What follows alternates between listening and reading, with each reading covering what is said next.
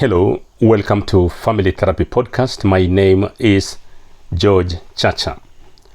Should you accept your partner back into marriage after a divorce or a long period of separation? Should you accept back your partner into marriage after a long period of separation or maybe divorce? Before I engage in this topic, maybe it is important for me to share two real case studies. In case study one, a woman allowed back her husband after a 3-year period of separation on the grounds that he has promised to reform and he is showing signs of having really changed.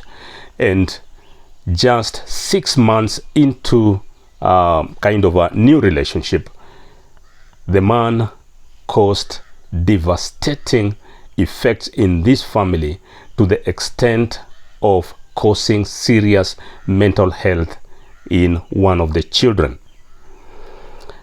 In case study 2, a man accepted his wife back after almost 5 years of separation, and the relationship ended up being better, stronger than it had been before. The answer as to whether we should allow our partners who had deserted the marriage, whether we should allow them back after divorce or maybe a long period of separation, is both yes and no. The answer to this question, should we allow back our partners after a divorce or a long period of separation, the answer is both yes and no. This answer is subject to the following. 1. Does the partner that you want to allow back acknowledge his or her past mistakes? Is this partner ready to acknowledge and really kind of I know many times in a relationship we have heard of something, okay, fine, if I hurt you, if I failed you, if I wronged you, then forgive me. That kind of forgiveness is not genuine, because this or that such a partner is not yet acknowledging, is not aware that he or she actually did wrong. That's the reason why he is saying, if I hurt you. But it's obvious that somebody was hurt. And therefore, number 2, is your partner apologetic? Very apologetic. Is he remorseful for the past deeds, for the past relationship? Because then when you are remorseful and you are really apologetic, then there is a very high possibility that this person acknowledges what he or she did. So he must really show signs of very, very genuine being very, very apologetic and very remorseful. 3.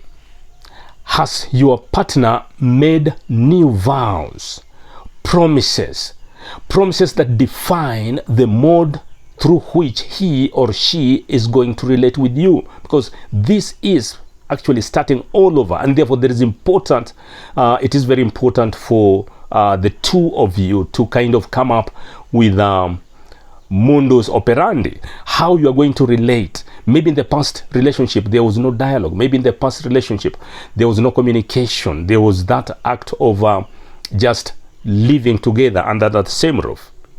4.